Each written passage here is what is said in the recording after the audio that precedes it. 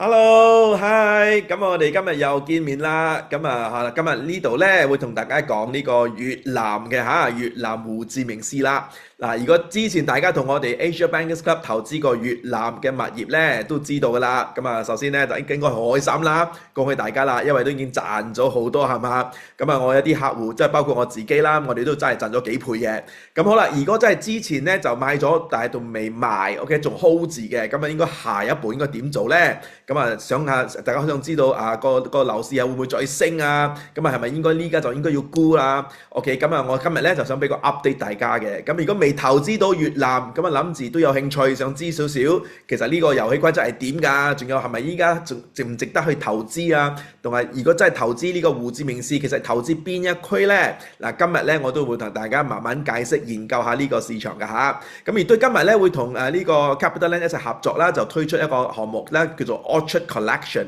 呢個項目咧就係 CapitaLand 新加坡，即係 of course 最大嘅發展商。呢個係一個新加坡政府 own 嘅developer，OK。喺越南咧都有32年嘅歷史㗎啦。就會推出呢個咧就叫 Sycamore。Sycamore 咧就喺呢個胡志明市兵雍嘅呢個位置嘅嚇。呢個咧就係佢哋當地嘅一個深圳嘅位置啦。呢度咧就有一個好大嘅屋苑，OK。我哋今次嘅項目就叫做 Sycamore 啦。分咗幾期嘅，第一期咧就叫做 The Orchard，OK。The Orchard 咧就係呢啲咁嘅別墅啦。呢度咧大概67萬美金到啦，OK。都係大概400-500萬港紙啦。或者你可以買一個叫做 Orchard Mansion，呢度咧就全部都係非常之貴㗎啦。呢度咧就講緊200-300萬美金㗎，OK。都講緊成2000-2000港紙先買得到嘅。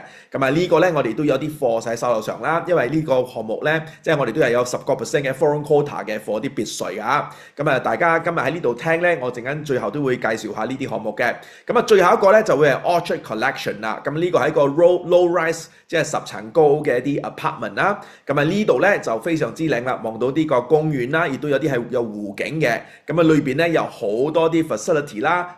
即係有168個 facility 啊。CapitaLand 喺越南佢同我講呢個就係最多 facility 嘅一個項目嚟嘅，OK。呢度咧大概咧都係講緊30萬美金啦，即係250萬港紙就可以買到個單位嘅嚇。最正係咩咧？我對呢個項目咧最吸引嗰個咧就係佢嘅 payment plan。因為點解咧？佢係留翻去到2029年嘅第一季，呢家買咧只需要俾5%嘅 down payment， 跟住就唔使再俾錢啦。1年後咧先再俾多5%。跟住咧就每3個月慢慢咁樣5%俾到30%，最後70%咧都係交樓嗰時先俾嘅。喺嗰個completion 未到 completion 嗰時候咧，如果大家想摸貨係可以㗎嚇。所以咧呢個payment plan 係非常非常之吸引啦。陣間會同大家慢慢再解釋嘅，OK。好啦，未開始之前咧都介紹下我自己同埋公司先啦。我就叫做 Kingston 啦，就係我哋 Asia Bankers Club 個 founder 同埋 CEO 啦。我自己本身咧就以前係個banker 嚟嘅，以前係 Morgan Stanley 啦。就喺2012年啦，我就呢家離開咗嗰時咧就離開咗 banking 啦，就做呢個海外物業嘅。我哋公司咧舊年咧就加入咗個股東啦，一個非常之 strategic 嘅一個投資者啦，就係 Black Spade Capital。其實咧就係何有龍先生嘅 family office。佢哋已經係我哋呢個group 裏邊嘅第2大股東㗎啦。好啦，有何生支持我哋，非常非常之開心啦，亦都希望俾到大家呢個信心，我哋呢個平台嘅，OK。我哋咧其實咧就喺2016年咧就開始賣越南物業啦。因為點解喺2016咧唔再早啲咧？因為其實越南市場咧都係2015年先開放俾外國人投資嘅。之前我哋係買唔到㗎。之前想投資越南咧就要做啲叫 long term lease 啦，即係簽租約50年嘅租約咁啦。但係呢家咧就唔使㗎啦。之前又話要娶個越南老婆嘛，呢家就唔使啦，直頭可以自己用你嘅名義一個 foreigner 可以買嘅，OK。我哋都買咗好多啦，2000幾個單位。亦都有呢個胡志明市啦、海來啦、海防啦、即係達能啦，即係我哋全部都好多都有做嘅。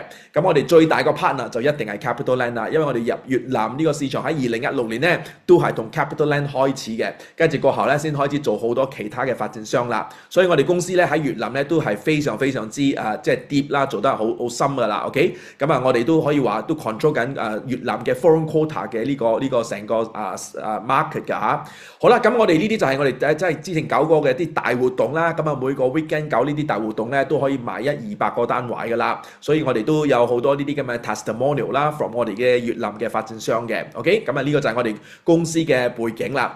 咁啊，所以我哋見得到啦，我哋啲客戶咧喺2016年間，我哋開始投資喺越南。咁啊，of course 我就第一個先啦，因為我第一個買嘅。OK， 我仲記得咧，我嗰時買都係2000零蚊港紙一尺啦，直接去到今時今日咧就應該係哇好犀利啦，已經係過咗1萬㗎啦。OK， 咁啊有啲即係冇1萬都有6-7千港紙一尺啦。咁啊，所以頭先我話啦，如果仲繼續要投資喺胡志明市咧，咁應該投資邊度咧？係嘛？咁啊，陣間今日會慢慢介紹邊度，我覺得係值得係去大家考慮嘅。OK， 好啦，今日呢度咧，我哋講呢3個 topic 啊。首先講晒越南，介紹下越南先啦。跟住我哋就要講冰雍㗎啦。冰雍咧就係一個胡志明市嘅一個新嘅一區啦。呢個咧我就叫做新胡志明市啦。因為呢度咧就係佢哋嘅當地嘅一個深圳咁嘅地方。OK， 咁啊最多好多啲咁嘅高科技嘅 IT 嘅公司咧都會喺冰雍呢度㗎啦。咁啊最後咧就介紹呢個 CapitaLand 嘅項目㗎嚇，就叫 Orchard Collection。好啦，咁啊越南咧就有大概1億人口啦，咁of course有3個最重要嘅地方啦，河內啦，佢哋嘅首都啦，達能峴港啦，咁呢個係喺中間位置啦，咁就胡志明市啦，就係佢哋當地嘅上海咁啦。OK， 咁我哋今次呢個項目咧就喺佢哋胡志明市呢度嘅。咁啊胡志明即係越南嘅經濟咧就非常之強啦，成個東南亞咧就已經係排第1位㗎啦，淨係舊年嘅 GDP 咧都有成8%㗎，佢已經高過柬埔寨啊、馬來西亞、印尼啊好多地方㗎嚇。咁好啦，咁啊大家亦都見到啦，其實咧都唔係淨係符碌1年係8% GDP growth 嘅，咁啊其實早呢幾年咧都係做得非常之好啦，都有成8%。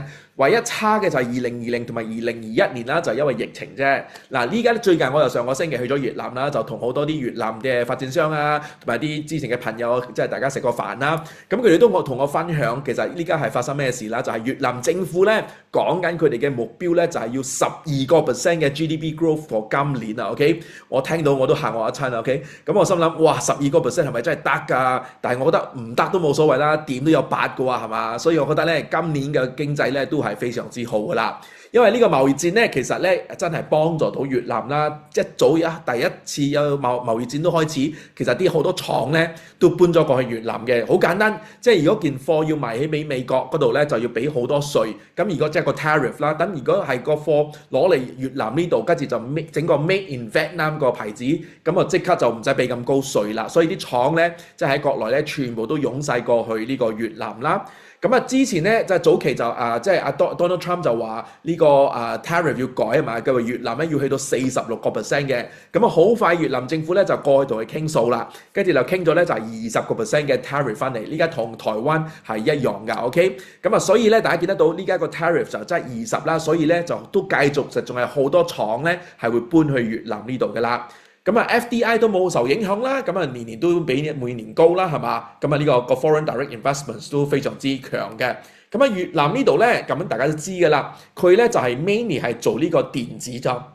即係電子廠 ，OK？ 因為喺東南亞咧就唔同嘅國家就有唔同嘅即係 specialize 唔同嘅嘢啦。咁啊泰國咁啊梗係汽車啦，係嘛？咁啊去到柬埔寨就係製衣啦。咁嚟到越南咧一定係電子㗎啦。咁啊所以咧呢度咧最大嘅一個公司就係三星。咁啊韓國嘅三星咧已經喺呢度有成30年㗎啦。咁啊所以三星咧就入咗越南咧就帶咗好多呢啲咁嘅三星嘅嗰啲 supplier 一齊過嚟呢度啦。所以咧就今時今日咧就越南你見得到咁多韓國人就係呢個原因啦，所以大家見得到啦，呢啲大嘅牌子全部啲工廠咧都其實已經喺越南呢度啦，包括有 Google 啦，依家就會喺越南即係呢度做啦，啲嗰啲電話啦，咁啊 Intel 已經一早都投資喺越南噶啦，咁啊佢又話咧今年就宣布再增加佢哋嘅投資啦，咁啊 Apple 嘅 MacBook 咧又會喺呢度做啦，咁啊佢哋嘅嗰啲 Smart Home Device 就喺呢度啦。Foxconn 又嚟啦 ，Lego 先啱啱開咗個好大嘅廠 ，OK？ 呢個係呢個13億美金嘅一個廠喺呢個冰雍啦，就係我哋今次呢個項目嘅位置嗰度㗎 ，alright？ 咁啊台灣嘅 Cooler Master 又嚟啦 ，LG 啦，咁啊所有都過嚟呢度啦。咁啊，所以咧，大家都成日都話呢個 China Plus One Strategy 係咩嚟嘅咧？就好簡單嘅，就係 basically 咧，即係 China啲 material 咧，就全部即係未整好晒，就 send 過去越南，跟住就俾越南個廠嗰度整靚佢，即係就可以係出即係 export 啦。咁呢個就係佢哋嘅 Plus One Strategy， 係唔需要俾咁高稅 ，OK？ 所以咧就越南咧就 capture 到呢個咁嘅 business 啦。所以大家見得到咧，其實咁樣落去咧，其實去到2029年咧，喺東亞馬嚟講咧，其實越南咧就會超過咗呢個新加坡個經濟嘅 ，OK？ 新加坡已經係東南亞 number one 嘅啦，咁越南咧就會係 overtake 新加坡啦，所以大家一定要留意呢個越南嘅 ，OK？咁好啦，咁啊越南依家咧仲有好多啲人，即係人口啦，即係越嚟越有錢嘅，OK？咁啊呢啲 ultra high net worth 咧，其實最有錢嗰班啦，即係 billionaire 咧越嚟越多。咁啊第一個 billionaire 咧就係呢個 Mr. Palm 啦，咁咧佢就係呢個 Vingroup 嘅老闆嚟嘅 ，OK？ 今時今日咧佢已經值300億美金嘅個 net worth 㗎啦。咁喺越南咧，你見得到好多有啲咁嘅 Vin 字嘅公司咧，都係屬於 Vingroup 啦。咁啊 VinFast 啦，嗰個汽車公司啦，咁啊 VinHomes 啦，房地產啦。Vinpearl 就酒店啦 ，Vinmec 即係醫院啦 ，Vinschool 學校啦，所有嘅 Vin 都係佢嘅啦。咁 of course VinFast 嗰個咧就係2023年咧就去咗 Nasdaq 美國上市啦。咁咧佢哋嘅嗰個 JV partner 咧就係我哋嘅我哋嘅投資者啦 ，Black Spade Capital 即係阿何有龍先生嘅 Family Office， 佢哋一齊去做呢個 IPO， 咁咧就係喺美國嚟講咧就係第三勁嘅嗰個即係 over the US history，OK， 第三大嘅 de-SPAC 嘅一個 transaction 啦，就230億美金㗎 ，OK， 咁呢個就係即係何生同埋呢個 Vingroup 佢哋一齊合作做嘅一個 transaction，OK， 咁好啦 ，anyway， 咁啊喺呢度咧，你見得到而嚟 of course 好多除咗呢個 Vingroup 嘅老闆，亦都好多其他嘅好有錢嘅人啦。但係咧，其實我哋其實投資越南咧就唔係睇到即係呢樣嘢 ，OK， 最重要咧就唔係呢個 billionaire， 因為你買物業 at the end of the day 你要放盤嗰時候你要賣出去咧，即係10年後20年後都好啦，其實就唔係賣俾佢，就係賣俾呢個 middle income class， 即係中產嘅一啲即係 middle income class 啦。因為呢家咧可能佢哋就買唔起 ，OK， 咁啊就咪越嚟越多，其實呢家係買得起㗎 ，OK， 但係都仲有好多買唔起嘅。咁好啦，你就嚟賣即係好平嘅嘢，即係呢啲咁嘅物業，即係200零萬港紙可以買到個單位咁啦 ，OK， 可能佢哋呢家仲未得，但係遲少少佢哋就開始越嚟越多係有錢㗎啦，咁佢就可以幫你去接你嗰件貨啦 ，OK。嗱今時今日咧喺越南嚟講咧有44% of 佢哋越南人咧已經係屬於係話 middle income class 㗎啦 ，OK， 越嚟越多呢個升幅咧好犀利嘅。咁啊，所以咧其實睇越南咧就係好簡單嘅啫，就成日都人哋話同越南同中國嚟比咧，其實越南咧就係20年前嘅中國啦。咁如果大家即係知道中國知20年係點即係犀利法嘅，到今時今日咁有錢，其實咧喺越南咧亦都有發生嘅，因為其實係做緊一模一樣嘅嘢，都係啲廠啊、電子廠啊，全部過晒嚟呢度啦。OK， 因為呢個貿易戰再繼續咧，其實咧繼續啲廠都會繼續過嚟越南呢度噶啦。所以呢家咧好多大嘅公司咧都 of course target 緊呢個 middle income class 啦，佢哋就最近都係呢幾年入嚟啦，包括麥當勞啦，麥當勞都係2013年咧先入呢個越南嘅。第一個麥當勞嘅鋪頭咧就喺河內啦，嗰時啲人排緊隊就好似咧係去做 fine dining 啊，嘅 five star 酒店咁啊 ，OK， 跟住慶祝生日一定要喺麥當勞㗎，即係你見得到係嘛？真係最近嘅事嘅，即係2013年唔係太耐嘅咋 ，OK？Zara 都係2013年先喺越南開嘅 ，H&M 2017年啦，今時今日有14個鋪頭 ，Muji 都係2020先入去，李嘉誠就帶咗 Watsons 入咗去啦，咁啊都係2020年嘅事啦，所以呢啲全部早期嘅，仲有 FWD 即係李生嘅嗰個保險公司都入咗去越南啦，因為都睇好越南呢度咧，仲有好多人都仲未買保險嘅，所以咧呢個係一個好大嘅市場喺呢度啦。好啦，咁啊就歡迎大家嚟胡志明市啦。嗱呢個咧就係胡志明市啦，好簡單嘅啫。嗱呢度咧就第一區啦 ，District One 啦，呢個就 Bitexco 啦。喺左手邊呢度咧，即係有個triangle 咁，呢個咧就係叫做 District 4啦，第4區啦。District 7就係呢度啦，即係 Phu My Home 啦，即係個台灣嘅發展商叫做 Phu My Home，搞咗個好大嘅屋苑喺度，好出名嘅。OK， 咁啊喺右手邊度咧，呢個就係 Landmark 81啦，呢個就係最高個 building 啦。呢個咧就叫做 Bintan Area 啦。咁呢個就西貢河啦。咁呢度咧喺個河對面，即係 District 1對面呢度咧，呢個就係 District 2啦。咁呢個就係個新 CBD 嚟㗎，即係呢度咧就係叫 Two Team 啦。其實咧好易睇嘅啦，即係譬如話咧，你可以話呢呢度係浦西，呢度就係浦東咁啦。OK， 如果係上海嘅比較。好啦，呢個就係胡志明市啦，咁呢個就係 Bitexco 啦，喺第一區啦，咁啊亦都有 Notre Dame 啦，其實咧呢個就係 City Hall 啦，咁呢度咧就係佢哋嘅政府翻工，呢條街好出名嘅，叫步行街啦 ，OK， 咁啊有呢個 Saigon Centre 呢個 shopping centre 啦，係有 Takashimaya 喺裏邊啦，有 Landmark 81啦，頭先我話最高個 building 啦，咁啊呢個都係 Vin Homes 嘅一個項目嚟㗎。好啦，咁啊呢度咧，你見得到啦，其實樓價咧係升咗好多㗎，即係我哋喺2016年咧開始推第一同埋第二個 district 嗰時候咧，個價錢大概喺呢度啦，即係有成3-4千蚊美金一平方米啦。今時今日已經起咗超過1萬㗎啦 ，OK？ 咁我上個星期喺越南咧同啲朋友溝通咧，年內都有個 local 嘅發展商咧，仲有呢幾個月咧都會出一個新嘅項目啦，係講緊要成8萬美金一平方米啊 ，OK？ 嗰個就會係 Ritz-Carlton 啦。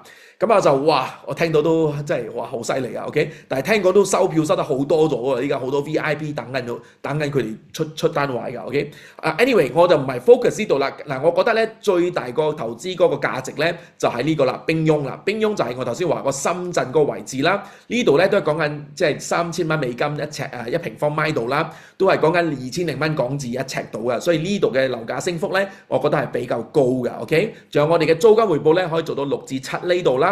其實喺胡志明市1、2區咧，其實可能都係4厘度㗎咋 ，OK？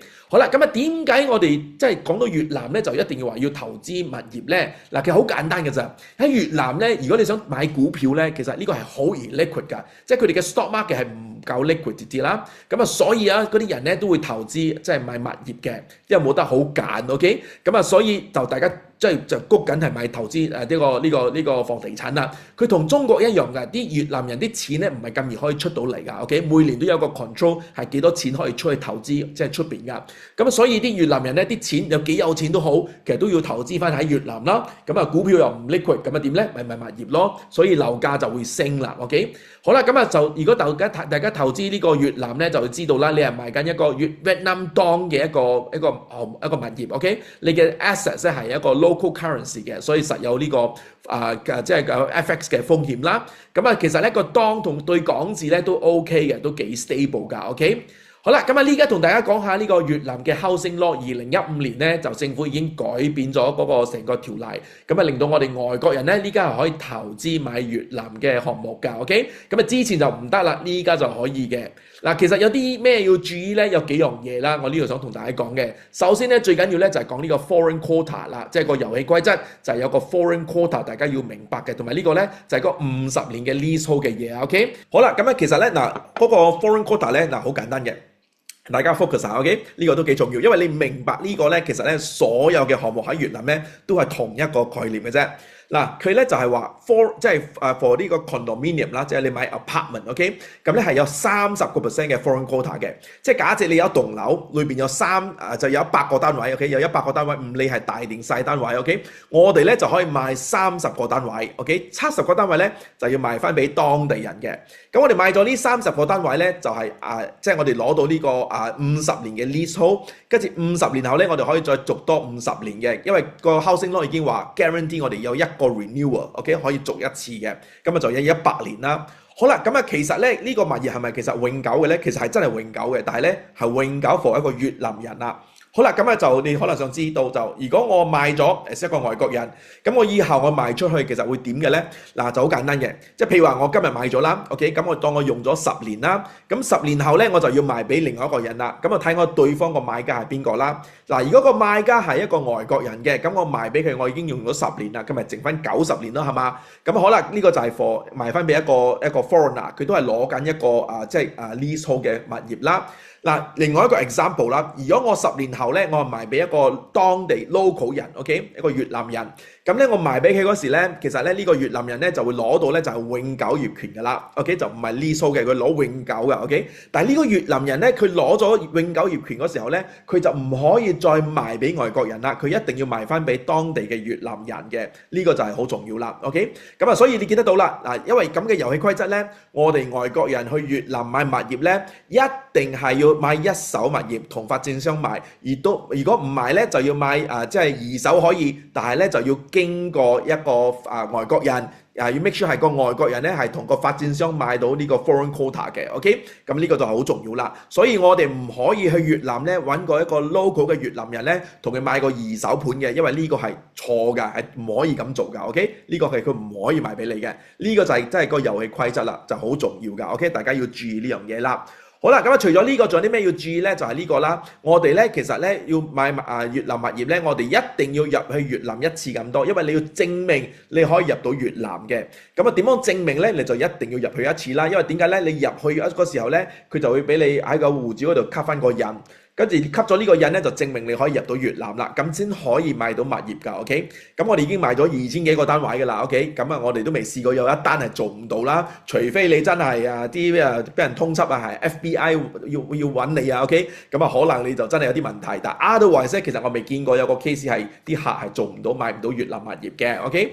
好啦，一定要開翻個越南戶口，呢個重要啦，用私人名去買啦，咁呢啲咁樣都大家要注意嘅 ，OK？ 嗱呢個咧就係個 foreign quota 啦，頭先已經講咗啦，3成嘅 foreign quota 呢個好重要㗎 ，OK？ 嗱有啲客都想知道咧，咁我講詳細少少啊，因為都好多人會問㗎，佢話咁我呢家去外國人，我去呢度買，咁我俾緊嗰個價錢係咪一樣啊？同當地嘅價錢嗱，其實未必㗎 ，yes and no，OK？ 有時一樣，但係有好多時候都唔一樣嘅，係貴啲㗎 ，OK？ 咁點解貴啲咧？嗱，因為好簡單，對個發展商嚟講，即係對你嚟講 ，OK？ 你買咗，如果你係買咗 foreign quota， 你以後你可以賣俾邊個都得，你賣俾一個 local 人，你賣俾一個外國人都可以係嘛？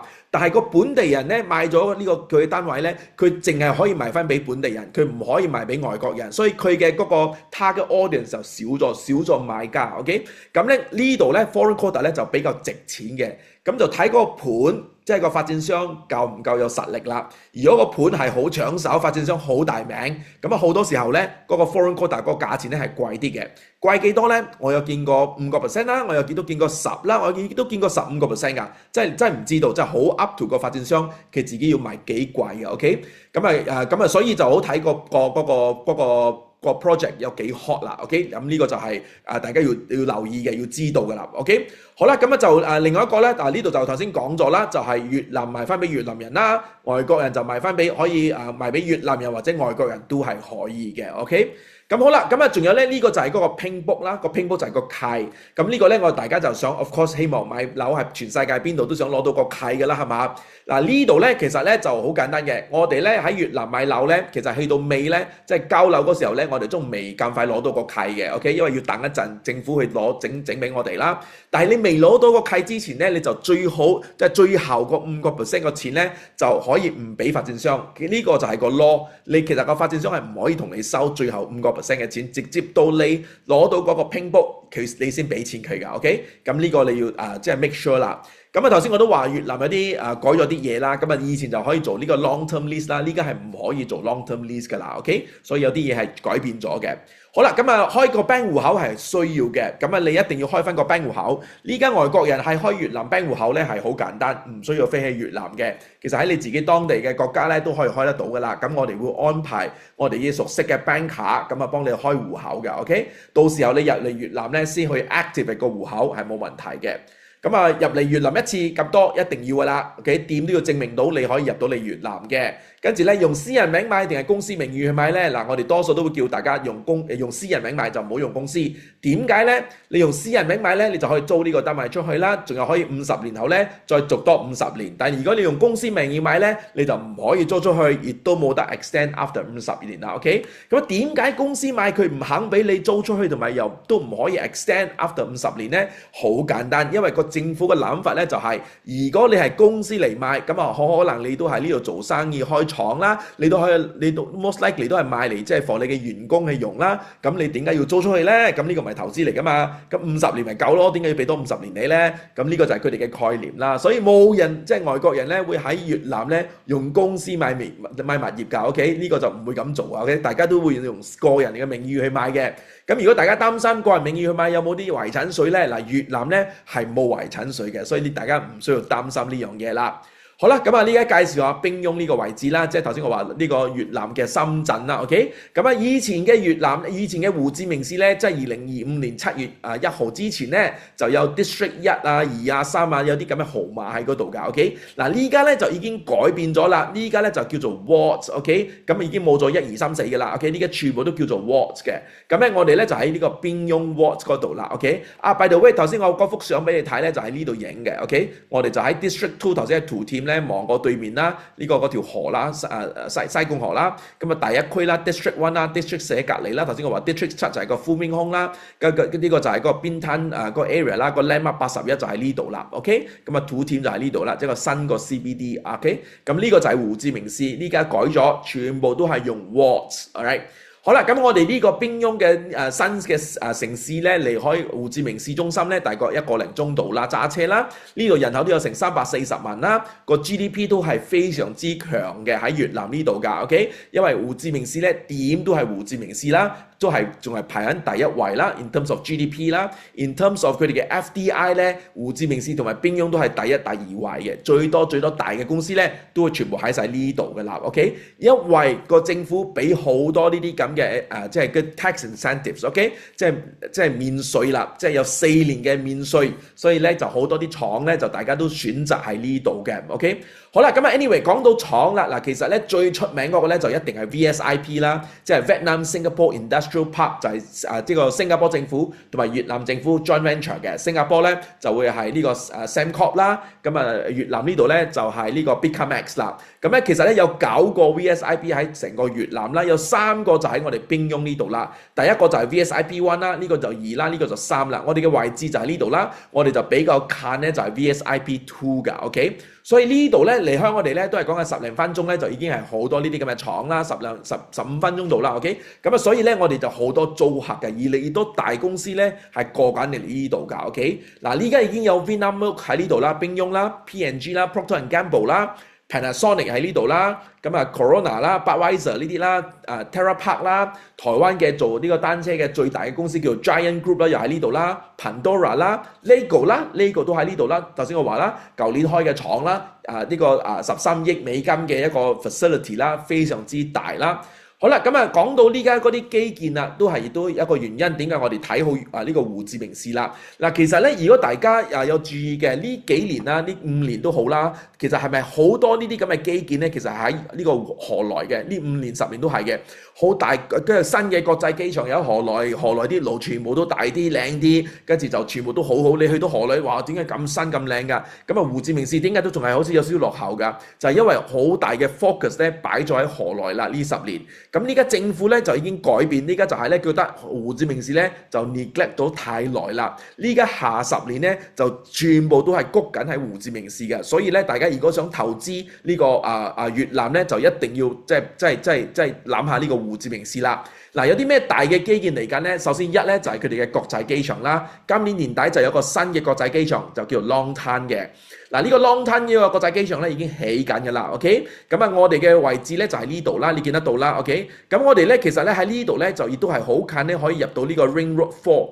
咁呢個咧第4條個呢個咁嘅高速公路咧就可以直去到呢個新嘅國際機場嘅，呢個就係新機場，呢個就係 existing 嘅呢個呢個騰訊啦，就喺呢度啦 ，OK？ 所以我哋以後咧要去新機場係好快㗎 ，OK？ 仲有呢個新機場咧，其實咧係大過曼谷嘅機場咧2倍㗎 ，OK？ 所以大家都知道啦，曼谷個機場有幾大啦，佢仲係大過去 ，OK？double 啊 ，OK？ 所以咧呢個咧就俾大家知道啦，即係因為呢個胡志明市有幾犀利啦。好啦，咁啊第二個基建咧就一定係佢哋嘅地鐵啦 ，OK？ 咁啊地鐵咧就係講緊有 total 有27條線㗎 ，OK？ 咁啊第一條線咧已經入咗嚟啦，2024年嘅 ，OK？ 咁啊呢家咧總共呢度就見得到啦，有啲嚟咗即係第一條線啦，其他就嚟緊啦。咁咧我哋咧遲少少咧，我哋呢個項目咧入到嚟，即係佢搞掂晒呢個成個地鐵嘅計劃咧，我哋咧喺呢個冰雍 New City 咧都有3個地鐵站嘅，我哋嗰個項目就叫 Sycamore。咁我哋呢度咧都有個好近嘅一個地鐵站。站喺我哋嘅個項目嘅前面嗰度啦。咁啊，所以咧呢個就係非常之即係值錢啦。咁啊，點解我哋要投資呢度啦？因為以後有埋地鐵，咁啊樓價一定升㗎，係嘛？咁啊，亦都喺個市中心咧，胡志明市咧，亦都以後咧都會有個機場快線咧，係起到呢個新嘅國際機場嘅。你見得到已經即係計劃好晒㗎啦，好多大嘅基建咧會喺胡志明市呢度嘅。好啦，依家介紹下我哋嘅項目啦，咁就叫做 Orchard Collection 啦 ，OK？ 喺呢個胡志明市冰雍嘅發展商就係 Capital Land 啦。Capital Land 大家應該認識啦，都聽過啦，係嘛？新加坡 Temasek 即係上市公司，亦都係政府啊，新加坡政府 Temasek 嘅。咁咧佢亦都有其他牌子啦，譬如話 Ascott 啦，即係做呢個 service apartment 啦，同埋 Somerset 啦、Citadines 啦，呢啲全部咧都係屬於 Capital Land 㗎啦。咁啊，新加坡嘅國際機場啦 Jewel Changi 啦，係 Capital Land 起㗎啦 ，Iron Orchard 啦 ，Raffles City 啦，呢啲全部喺新加坡啦。仲有喺越南咧，都已經係有32年嘅歷史啦。喺成個越南咧都好多項目嘅 ，OK？ 咁啊就佢哋第一個咧就係唔係第一個，呢個係我哋第一個同佢哋做嗰時候咧就係 Feliz and Vista。我仲記得嗰個咧就係我第一個買單位先啦，都係講緊1000蚊港紙、1800蚊港紙一尺到啦 ，OK？ 我應該買多啲啊嗰時 ，OK？ 呢家已經去到成5、6、7千㗎啦 ，OK？ 所以咧嗱，呢家就DH 又係啦，嗰時咧就係一 launch 嗰時候咧，咁就第2區啦 ，District 2啦，咁咧呢個咧仲犀利，我哋咧嗰時候咧啲客咧都我諗住喺香港搞呢個 exhibition 嘅 ，OK？ 搞個酒店個 launch 嘅，未到去到酒店啦，一個星期前咧就已經 sold out 啦，因為我哋帶咗啲客戶咧，即係我哋話要去呢個簽呢個乜乜合約㗎嘛，要越南簽㗎嘛，跟住咧佢哋就喺呢度咧就帶佢睇睇呢個 site，即刻全部都賣，跟住就賣晒啦，我哋都唔使攞去即係酒店嗰度賣嘅 ，OK？ 咁啊亦都有 Define 啦、De La Salle 啦、第4區啦，呢度都賣咗220個單位啦。何來嘅 Heritage Westlake 啦，喺西湖嗰度啦，咁呢個都係一個非常之好嘅物業啦，我哋都有做啦。咁呢個就係我哋啦，我啦同埋Capital Land 嘅團隊啦，所以我哋其實我哋公司同 Capital Land 都係合作咗非常之多即係成10年㗎 ，OK？ 所以同佢哋都係非常之熟啦，所以今次咧先可以 secure 到今個項目嘅 Sycamore 嘅一個 Foreign Quota，OK？ 按今次呢個呢個新嘅盤啦。好啦，咁啊呢個就係我哋嘅位置啦，咁呢個就係嗰個 New City 啦，嗰個就係Sycamore 嘅項目啦。咁啊就裏邊咧，其實咧呢個成個地方咧都已經係起咗好多嘢㗎啦 ，OK？ 咁亦都有嗱呢個World Trade Center 嘅 Tower 啦，冰雍 New City 啦，咁啊呢個咧呢幅相都有啲舊㗎啦 ，OK？ 呢家已經多咗好多嘢㗎啦。其實咧講真啦，呢個同大家分享下啦，呢個越南咧個 story 啦，嗱我自己嗰時咧就2016年咧就入越南啦，係嘛？嗰時我就真係一啲都唔熟悉越南㗎 ，OK？ 未去過越南㗎嗰時我。咁去到嗰時候咧，咁我都就認識即係 Capital Land 啦。咁佢哋就同我哋講啦，佢哋話嗱，你一定要跟 Capital Land。佢話，因為點解咧？佢話你去到邊度都好，即係個地方唔知喺邊度都好。佢話佢 OK 嗰時係 District 2啊，佢哋真係吉緊乜都冇㗎。OK， 啲人就話：我哋點解投資呢度啊？梗係投資 District 1啦，係嘛？跟住咧，佢哋就同我哋講嗱，其實咧呢度咧以後咧就會好大改變。OK， 呢度咧就會好靚好多住宅，跟住 Capital Land 會做乜。跟住咧我聽，其實咧跟住過後咧我都有買㗎。OK，就買啦，因為好平啊嘛。咁我其實買個原因咧，其實咧就係好簡單，就係平，就係咁啫。OK， 嗱我冇理咁多。OK， 但係咧10年後，哇佢講嘅嘢咧仲細。今時今日你去 District 2咧，你見到咧，哇真係成個城市咁，真係好靚。OK， 真係好多嘢。咁啊，所以樓價升得咁犀利就係因為咁啦。咁啊，所以今次又係咁啦，喺冰雍呢度 ，OK 一個新嘅區嚟嘅。佢就話呢個係一個深圳咁嘅地方。咁啊 Capital Land 又入咗嚟啦，好大投資。除咗呢個，仲有其他嘢嚟緊嘅。佢話如果大家信 Capital Land 呢個成個 area 咧就會 transform 㗎。OK， 咁啊又嚟多一次啦。嗱，信唔信啊？係咪？咁我梗係選擇信啦，因為我見過呢10年佢做嘅嘢係非常之犀利啦。好啦 ，anyway 呢度咧你見得到啦，都好多呢啲咁嘅即係鋪頭已經嚟晒啦，所以呢度咧都開始都幾 develop 㗎啦。呢個 building 咧其實咧就係佢哋嘅以前就係叫做 City Hall 啦 ，People's Community Building 啦，但係呢家咧就轉咗啦，俾佢哋咧做呢個Science and Tech Hub， 即係好多啲咁嘅 IT 公司啊 ，Intel 啊、Microsoft 啊嗰啲咧，佢哋會搬嚟呢度咧，就會係用佢哋呢個大廈嚟做寫字樓㗎啦。咁如果喺仲有喺嗰度咧 New City 裏邊咧有個 World Trade Center 啦嚟緊啦，咁仲有呢家已經起好咗咧，就係呢個 Hikari Complex 啦。咁呢度咧就係 basically 係咩咧？就係好多啲咁嘅餐廳啊、酒吧啊，即係好熱鬧嘅。夜晚都好啦，都好多嘢食啦，好多嘢飲啦，有 Starbucks 啦，有啲咁嘅 sushi 嘅餐廳啦、日本餐廳啦、咖啡啦，其實好多即係好豐富。OK， 仲有我哋嘅項目咧喺呢度啦，對面馬路咧就已經有喺嗰個有個住宅啦，咁一啲 apartment 樓下嗰度咧就已經係好多呢啲咁嘅鋪頭㗎。OK， 所以大家唔需要擔心話呢度係好靜，唔係乜都有啦呢家。OK。如果你真係做多5年去早5年嚟投資咧，就真係乜都冇啦。OK， 咁而家5年後咧又多咗好多嘢，我相信多50年後咧就已經係一個好 develop 嘅一個地方，就好似深圳咁啦。OK， 好啦，咁我哋對面咧又已經係有個 Aeon Mall 喺嗰度啦，所以好方便啦。呢個唔係 CGI 啊，呢個係真㗎，所以已經係齊晒啲嘢㗎啦。好啦，咁喺我哋呢個項目隔離咧就係 VSIP2 啦，咁呢度揸車過去大概15分鐘度啦，呢度咧就係佢哋嘅廠區啦，所以我哋要啲大公司全部入嚟呢度嗰時候咧，佢哋個人都要揾個地方住噶啦，咁我哋咧就喺呢度可以租俾佢哋噶 ，OK， 咁呢個就係啲 VSIP。嗱，啲學校咧，我哋呢度總共有6個國際學校，包括有埋呢個新加坡嘅國際學校，有一個大學喺呢度 ，OK， 好方便嘅。咁我哋呢個項目咧，亦都係一個 joint venture 啦 ，between CapitaLand 同埋呢個馬來西亞嘅 developer 叫做 UOA， 但係 CapitaLand 咧都係佔咗大股東啦。咁就呢個都係一個非常之大嘅一個project 啦。嗱，呢個相咧都有啲舊嘅，因為呢度好似乜都未有。呢度其實咧呢個就係我哋項目個 site 嚟嘅，呢家已經起咗一半咗㗎啦。佢第一期咧 launch 呢個項目嗰時候咧就係叫做 The Orchard。The Orchard 咧嗰時咧就係啲咁嘅 villa，OK， 咁呢啲 villa 咧都係講緊400零萬到啦，咁已經係呢家9成半賣咗㗎啦。如果大家仲要買嘅咧係我哋有剩翻幾個單位可以賣嘅，已經係現樓㗎啦 ，OK， 咁就係呢啲咁嘅 villa 啦，睇睇啲相先啦。好啦，跟住咧就如果大家要買呢啲 villa 咧，大家要注意啦。咁咧佢哋 villa 咧就會係 bare shell 㗎 ，OK， 裏邊係乜都冇裝修㗎。咁呢個就係如果買別墅嘅就即係呢個咁嘅分別啦。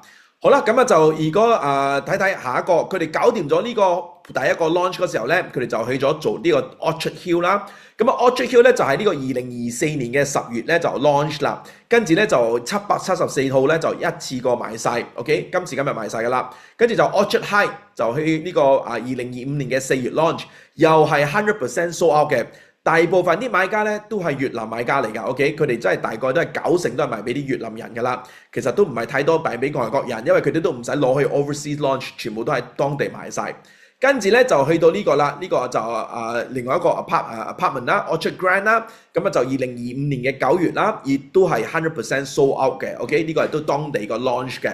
跟住就去咗 Orchard Mansion 啦，呢個咧就係啲大嘅別墅啦，2026年嘅1月份啦，呢家賣咗大概7成到啦。嗱，呢度咧非常之靚，如果你想買呢啲別墅咧，呢個咧大概要200至300萬美金 ，OK， 即係講2000零萬港紙到啦，先可以買到一個咁嘅好大嘅別墅嘅 ，OK， 咁望住個湖㗎呢度 ，OK， 好靚嘅 ，OK， 咁如果大家都要想投資別墅嘅呢個 Orchard Mansion， 我哋都有啲單位可以俾你揀嘅，因為 house 即係 villa 一個foreign quota 唔多，都係10%，OK， 好啦，咁呢個亦都係一個好嘅選擇嘅，咁見得到非常之大，好即係豪華嘅一個別墅啦，就喺呢度啦。好，跟住過後啦，就最後一期啦，就係我哋今次呢個 Orchard Collection，OK， 呢個咧就係 low rise 10層高嘅一啲咁嘅 apartment 啦。你見得到咧，其實非常之 high end。點解咧？嗱呢度頭先我介紹咗啦，第一期啦，呢個叫做The Grand，OK，The Orchard 啦，The Orchard 就係啲比較平啲嘅別墅啦。呢啲咁嘅 apartment 咧都係平啲嘅 apartment 啦。嗱呢個咧就係 Orchard 即係 Mansion 啦，最貴嗰啲咁嘅2000幾萬咧，成3000萬港紙嗰啲咧就喺呢度啦。呢邊咧就係我哋呢個比較貴啲嘅 apartment 啦，因為點解我哋貴啲咧？因為佢全部都係比較 premium 啲㗎 ，OK， 仲有佢係 low rise 㗎。呢度咧前面有個公園啦，叫做 Welcome Park。我哋好多啲單位係望到呢個公園啦，有啲係就喺內園啦，就望到個 facility 兩個大泳池喺裏邊啦。咁我望出面嗰啲咧就望到呢啲咁嘅別墅咧，仲有兩個好大嘅湖啦。所以你邊一個景咧都幾靚嘅。仲有咧佢喺個 ground floor 嗰度咧，佢哋係冇呢個鋪頭嘅 ，OK。ground floor 佢都係攞嚟做 apartment 咁樣喺樓下嗰一層嗰啲 apartment 咧有自己嘅泊車嘅位嘅 ，OK？ 咁啊，如果你話你要食嘢啊，去啲做laundry 啊、洗衫啊，你就可以去呢啲 apartment 嘅樓下嗰度有啲鋪頭，或者過對面馬路呢度有個 Aeon Mall， 咁啊呢度亦都好多鋪頭喺呢度㗎 ，OK？ 咁啊，所以就呢度咧就我哋比較係 focus 一啲residential， 即係唔會搞到好多人走嚟呢度 shopping，OK？ 就搞到即係佢哋唔舒服 ，OK？ 佢覺得呢度要比較靜啲嘅，所以好啦，咁啊我哋今次就係賣緊呢個啦 ，Orchard Collection 啦，有個公園有4個 hectare 喺我哋嘅前面嗰度啦，非常之大嘅一個項目嚟嘅。好，咁啊，我哋總共咧就有1025個單位 ，OK？ 咁啊，我哋就其實樓花期咧就去到2029年嘅第一季啦 ，OK？ 好，咁啊睇睇啲相先啦。嗱呢度咧就係每個單位咧都有個咁嘅 balcony 啦、露台啦，都呢個就望到好靚嘅呢個公園啦。咁亦都係後邊嗰度咧就望到個湖嘅 ，OK？ 咁好啦，呢度見得到有168個 facilities， 有2個 Olympic size 嘅泳池 ，OK？ 咁啊，所以就非常之犀利喺呢度啦。咁好，咁啊再睇睇呢個咧就係啲 facility 嘅相啦，你見得到非常之多㗎 ，OK？ 仲有呢個項目咧，你係可以養寵物㗎 ，OK？ 所以譬如話你想養狗係可以㗎，咁喺呢度放狗都得嘅 ，OK？ 好，咁啊就睇睇又有 gym 啊，哇真係好多相啊 ，OK？ 嗱你見得到呢個就係佢嘅 ground floor， 即係地下嗰層啦，咁係做一個 apartment 嚟嘅，呢度就俾你泊車啦 ，OK？ 就唔似一啲好多咧就會整個鋪頭喺呢度咧，咁呢就比較 low end 啲啦，呢個就唔係，呢個一個 high end 嘅盤嚟㗎 ，OK？ 好，咁啊就睇睇我哋啦，嗱呢啲就係有個即係呢個公園個景啦，個 welcome park 啦，後邊嗰度咧就有個湖景啦 ，OK？ 咁啊就呢個我哋今次就叫做 Orchard Collection 㗎，裏邊個大堂呢啲全部裝修都會好靚 ，OK？ 仲有大家唔需要擔心 CapitaLand 啊，因為佢哋嘅起樓質素咧係非常之高啊！我睇咗佢哋好多嘅盤啦，做咗咁耐啦，佢永遠都係佢哋做出嚟嘅咧，其實咧係靚過呢個 CGI 㗎，所以大家真係可以放心嘅呢個 ，OK？ 好，咁啊就睇睇呢度全部，哇！真係太多嘢啦，即係呢度係大家一齊可以 share 可以用㗎，有埋呢個 golf simulator 啦，即係小朋友玩嘅房啦，呢啲全部都齊晒啦，有 co-kitchen 啦 ，co-working space 啦，全部都有㗎 ，OK？ 所以大家都可以一齊 share 去用啦。好，咁啊就呢度就係我哋嘅嗰個 sales gallery 啦。咁啊當地咧喺邊雍嗰度咧就有個 CapitaLand 嘅好大嘅嗰個 sales gallery。咁大家如果有機會去咧，我哋嘅同事就可以大家去走一轉啦，去睇睇呢度嘅。佢哋都有啲好大嘅模型喺呢度啦，好比較易去解釋呢個項目啦。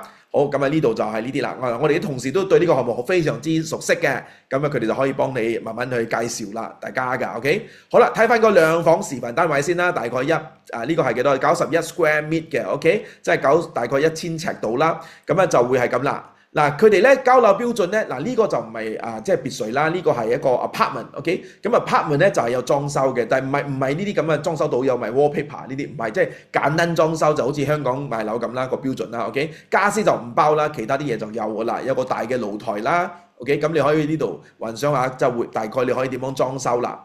嗱呢個就係一個兩房嘅示範單位嘅，有機會就可以過去睇睇啦。有個3房嘅125 square meter 度啦 ，OK？ 咁啊呢個大概1400-1500尺度啦，咁亦都有非常之大嘅呢個露台喺度嘅，咁啊大家睇睇啲相先啊。OK， 我哋陣間都會有個 video 嘅，可以俾你睇嘅嚇。咁好啦，咁你睇啦，嗱2房、3房、4房，我哋有幾個 option 俾你揀。OK， 咁啊租咧就租1年一年生1年死嘅啦，同香港一樣啦。咁啊揾翻個租客咧就收翻你1個月嘅租金啦。咁啊7厘嘅租金回報啦，6至7厘啦。呢個喺荷雷咧市中心咧都係大概4厘度嘅啫。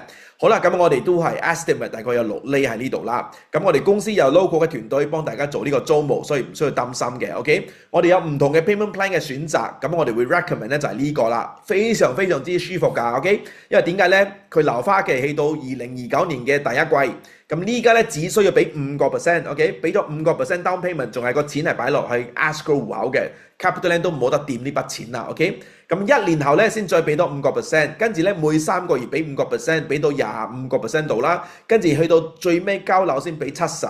最後個5% 要攞到 pink book 先俾發展商嘅 ，OK？ 咁啊當中咧，其實你想摸貨係可以摸貨㗎 ，OK？ 所以你見得到啦，你買一個當你買300萬港紙嘅單位都好啦，你都係俾5% 啦，5%即係15萬港紙啦，即係你下個星期你攞到15萬港紙出嚟咧，你已經可以今日做業主㗎啦 ，OK？ 跟住另外嗰15萬咧都係講緊出年先俾嘅啫，跟住仲係慢慢俾啦 ，OK？ 咁啊有好彩嘅就真係俾你摸到，今日就賺埋錢都添，就唔使等到最尾啦 ，OK？ 咁呢個 payment plan 咧就有9% 嘅 discount 嘅，但係呢個係個 special promotion 嚇，咁啊遲啲會唔會冇咗咧就我都唔知嘅 ，OK？Anytime 佢都可以改變㗎啦呢個，所以呢個就係我哋今次呢個項目咧最吸引嗰個嘢啦，就係個價錢一啲都唔貴啦，250萬港紙，但係 for 一個成1000尺嘅單位，因為佢最細都有成1000尺啦，即係佢哋唔係做啲細單位啦 ，OK？ 咁樣仲有5% down payment 就可以做得到啦。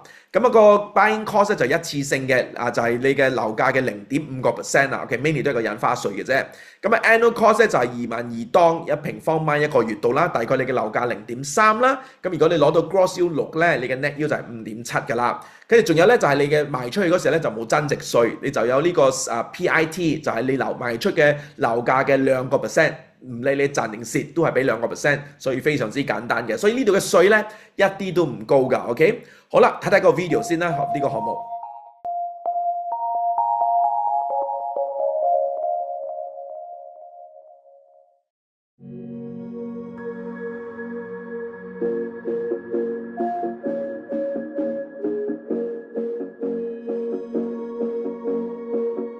It's kinda like a word upon the breeze,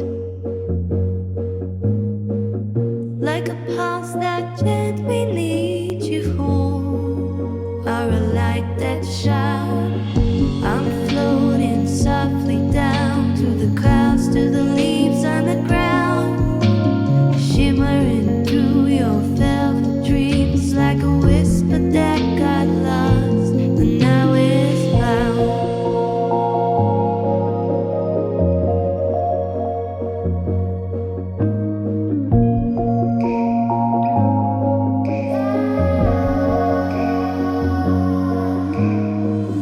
As you find your feet among the flowers,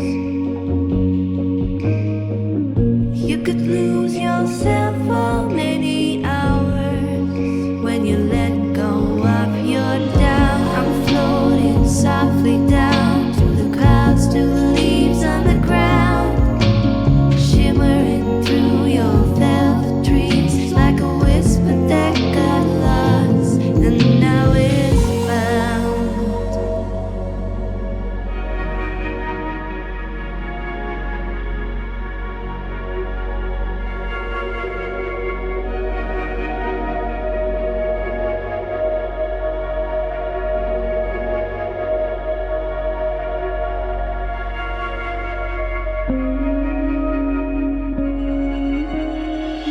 'm floating softly down to the clouds, to the leaves on the ground, shimmering through your velvet dreams like a whisper that got lost and now is found.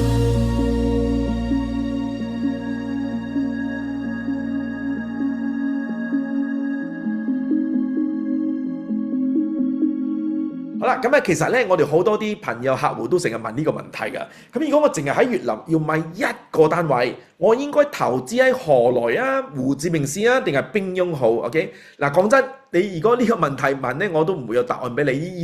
就好似你20年前問我哋，喂，我應該投資喺上海好啊，定北京好？其實都冇人可以話到你知㗎。OK？ 嗱，其實咧今時今日咧就好簡單，就睇翻嗰個結果係點啦。嗱，如果你20年前投資咗上海同北京，你估下啦，邊個升得最犀利咧？估下先啦。OK， 估到啦係嘛？其實咧大家都錯嘅，因為唔係上海，唔係北京，就係深圳。OK， 嗱，應該估唔到啦呢個係嘛？所以咧呢個咧就即係我想講嘅就即係冇人知嘅。如果個樓市喺呢個國家升嘅，每一個城市都升㗎啦，即係睇邊一個升高啲嘅啫。嗱，我哋今次冰雍呢家都仲係好平係嘛？2000零尺港紙一尺係嘛？咁呢個咧就個升幅咧，我覺得係即係非常之高嘅。仲有呢度咧 ，after all 都係佢哋嘅當地嘅深圳 ，OK？ 分鐘10年後升得最犀利係冰雍，冇人知 ，OK？ 所以咧就我覺得即係唔好錯過呢個機會啦。好啦 ，anyway 俾大家3個原因點解做呢個投資啦。一就一定係呢個越南咧就係20年前嘅中國啦。如果大家即係明白嘅，有投資過中國嘅都知道個樓價係升得幾犀利。如果之前錯過咗呢個機會啦，咁可能大家太後生 ，OK 未有機會去投資中國嗰時候，咁就唔好錯過下一個中國啦，就係越南嘅。見得到㗎，啲廠全部喺中國過晒過越南，越南就好似中國咁啦 ，OK， 所以呢個成個咁嘅 economics 就擺咗落去越南呢度啦。仲有冰雍咧，就係呢個越南嘅深圳嚟㗎 ，OK， 所有啲高科技啊、啲 AI 嘅嘢啦，都跑晒喺冰雍呢度，所以大家唔好真係漏咗呢個即係呢個地方 ，OK， 呢個地方係其實好值錢㗎。仲有第三咧，呢個即係冰雍，即係我哋叫做新胡志明市啦，其實尺價真係2400蚊港紙一尺㗎咋，其實講緊 District One 嘅1/3㗎。即係有啲係覺得1/5添啊！睇佢呢個新嘅項目開幾錢啦，係嘛？即係真係好平 ，OK？ 所以呢度咧就真係唔好錯過呢個機會啦。嗱呢個咧就係中國70年代啦，嗰時都仲係好多好窮嘅人喺呢度啦。咁鄧小平就1978年咧就開放咗呢個成個中國啦。咁好多啲廠咧就全世界過晒去中國。其實同一件事咧，呢家就喺越南發生緊啦，係嘛？咁中國今日咧就好多人都好有錢啦，全世界第2大嘅經濟啦 ，OK？ 咁其實咧喺呢個成個咁嘅 transformation 咧 ，of course 樓價升得好犀利啦，呢個就係浦東啦。你估下樓價升幾多啦 ？OK？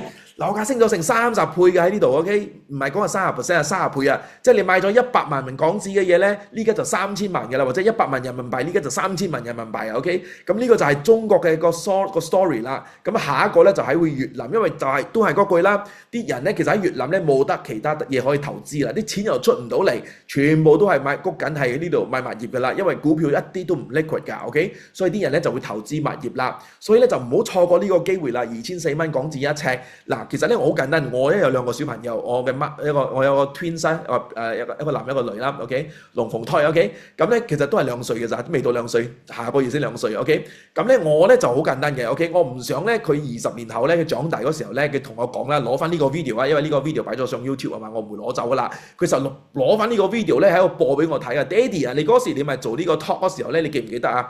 你個2400蚊港紙一尺嗰時，喂，你點解唔買翻幾個俾我？唔使做啦，呢家係嘛？所以我唔想以後有20年前同佢要傾呢啲咁嘅嘢 ，OK， 所以我乖乖地都快翻啲買翻啲單位俾佢哋 ，OK， 因為真係太平啦，真係離曬譜啊 ，OK。Anyway， 咁希望大家聽完咗咧都了解啦 ，OK， 呢個越南嘅故事，越南嘅 update 啦，即係大家而家即係如果係早10年前2016年嗰時開始同我哋投資越南，你都有嚟過我哋嘅啲咁嘅講座，你都聽到我講嘅 talk， 可能我嘅 flow 都係差唔多咁上下，但係我冇乜變過 ，OK， 因為我都仲係相信緊呢件事，但係我就係緊睇擺係邊個位置嘅啫，即係已經有啲地方已經升到太高啦，我就會睇定啲先。呢度我覺得仲可以升，但係咧個升幅唔會咁高，我就要揾一啲比較我覺得有即係比較有高啲升幅嘅即係個 potential，OK， 我就睇好冰雍 ，OK， 即係呢個就係佢嘅深圳，所以我一定要投資喺深圳 ，OK， 呢個就係我自己嘅嗰個諗法啦 ，OK， 好啦 ，anyway， 咁都講完啦，今次呢個 presentation，OK， 如果大家想攞啲資料，想問有啲咩問題想問 ，OK， 或者你甚至乎想攞頭先嗰個 PPT， 你想大家自己翻嚟攞嚟研究下，